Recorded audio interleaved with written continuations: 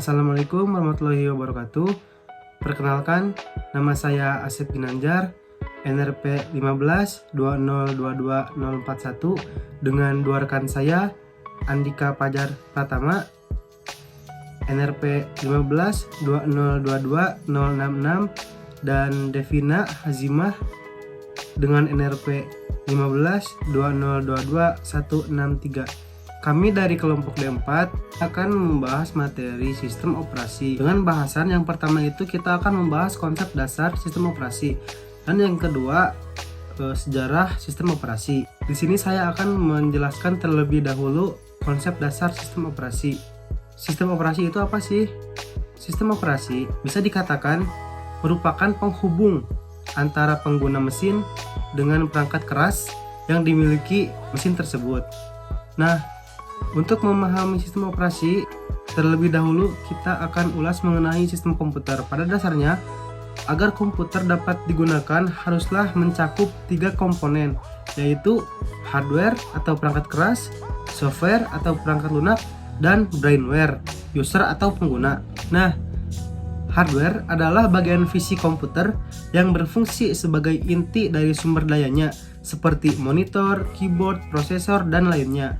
Nah, sehubungan dari fungsinya, hardware dapat digolongkan menjadi 4 kategori. Yang pertama itu ada input device atau perangkat keras masukan. Yang kedua ada processing device atau perangkat keras pemrosesan. Yang ketiga itu ada output device atau perangkat keras keluaran. Dan yang terakhir ada storage device atau perangkat keras penyimpanan. Yang kedua itu ada software. Software adalah program yang terdiri dari kode-kode dan perhitungan matematis yang dapat dimengerti oleh hardware komputer yang disesuaikan dengan tujuan dan fungsinya, sehingga brainware dapat mengoperasikan komputer. Nah, apabila dimisalkan seorang manusia, software itu adalah jiwa atau ruh seseorang manusia, dan hardware adalah raganya, sedangkan brainware adalah akal pikiran yang mengendalikannya. Nah, selanjutnya itu ada brainware. Apa sih brainware ini? Nah, brainware ini atau bisa juga disebut dengan sebagai user atau pengguna merupakan manusia atau program yang menggunakan dan mengoperasikan komputer. Ketiga komponen sistem komputer tersebut harus berfungsi bersama untuk menjalankan komputer dan beroperasi. Komputer tidak dapat digunakan tanpa salah satunya. Tanpa software, hardware hanyalah sekadar rangkaian semikonduktor dan tidak dapat digunakan. Selain itu, tanpa brainware, hardware dan software tidak akan dapat melakukan tugasnya dengan baik dan menyelesaikan tugasnya dengan baik. Jadi, ketiga komponen tersebut harus berfungsi bersama. Nah, intinya gitu ya. Nah, selanjutnya kita akan masuk ke sejarah sistem operasi. Setelah mengetahui tentang pengertian sistem operasi, ada baiknya juga kita mengetahui tentang sejarah perkembangannya. Seperti yang kita ketahui juga, bahwa saat ini sistem operasi juga semakin mudah digunakan tanpa membuat pengguna bingung dalam mengoperasikan komputer. Menurut Tannenbaum, sistem operasi mengalami perkembangan yang sangat pesat yang dapat dibagi ke dalam 4 generasi. Generasi pertama pada tahun 1945 sampai 1955. Nah, pada generasi ini, perkembangan awal sistem operasi masih dilakukan secara manual, dalam artian belum muncul adanya sistem operasi yang secara otomatis, artinya belum mendukung layanan pekerjaan yang dapat dilakukan dalam satu rangkaian.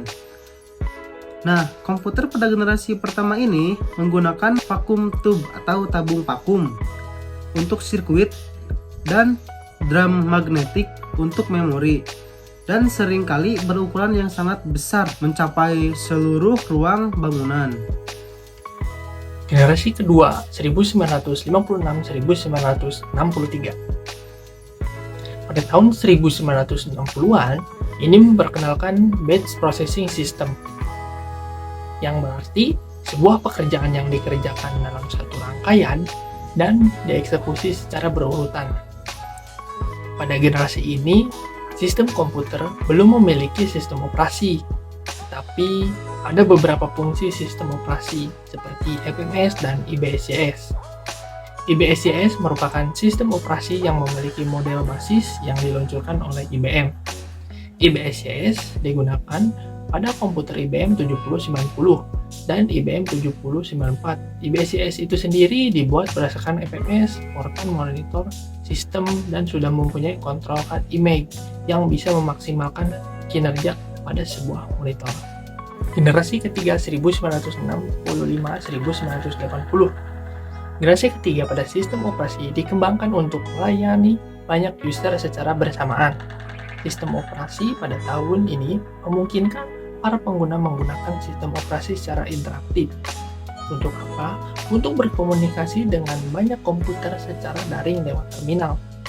Hal ini menjadikan sistem operasi menjadi multi-user pada generasi ketiga. Lebih tepatnya, tahun 1971, Peter Newman mengusulkan ganti nama sistem operasi pada proyek Multich menjadi Unix, yang bertujuan untuk menjalankan penelitian ilmuwan AT dan T. Sistem operasi Unix dikembangkan oleh Ken Thompson dan Dennis Ritchie menggunakan bahasa C. Unix semakin berkembang luas, terdapat 500 tempat yang menggunakan sistem operasi Unix. Hingga pada tahun 1977, Unix mengeluarkan versi terbaru untuk mendukung kebutuhan komersial. Baik, saya Devina Hazima dengan NRP 152022163. Di sini saya akan menjelaskan lanjutan sejarah sistem operasi generasi keempat. Nah, generasi keempat ini dimulai pada tahun 1980 sampai sekarang. Nah, pada tahun 1980-an, personal komputer atau PC menggunakan sistem operasi dalam lingkup jaringan komputer. Hal ini dikarenakan user mulai menyadari keberadaan komputer-komputer yang saling terhubung satu sama lain. Sistem operasi pada tahun 1980-an mulai berkembang menjadi sistem operasi berbasis grafis yang sangat nyaman atau bisa disebut sebagai Graphical User Interface atau GUI. GUI sendiri adalah antara muka komputer yang memiliki grafis hingga memudahkan para user dalam pengoperasian computing. Pada tahun 1980-an juga, computing tidak hanya bertitik pada satu pusat, akan tetapi sebagian besar dipecah di banyak komputer, sehingga kinerjanya menjadi maksimal. Baik, mungkin cukup segitu materi yang dijelaskan oleh saya dan rekan-rekan saya. Pada kali ini saya akan menjelaskan kesimpulan atau rekapan dari beberapa materi sebelumnya yang sudah dijelaskan, yaitu adalah dalam konsep dasar sistem operasi dijelaskan bahwa sistem komputer terdiri dari 3 komponen utama, yaitu software, hardware, dan brainware. Nah, hardware sendiri ini itu mencakup input device, processing device, output device, dan juga storage device. Untuk menjalankan komputer, ketiganya harus bekerja sama. Sistem operasi berfungsi sebagai penghubung antara perangkat keras dan pengguna atau user. Nah, dalam sejarah sistem operasi sendiri ini ada 4 generasi, yaitu generasi pertama pada tahun 1945 sampai 1955 yang mengandalkan tabung vakum dan bahasa mesin.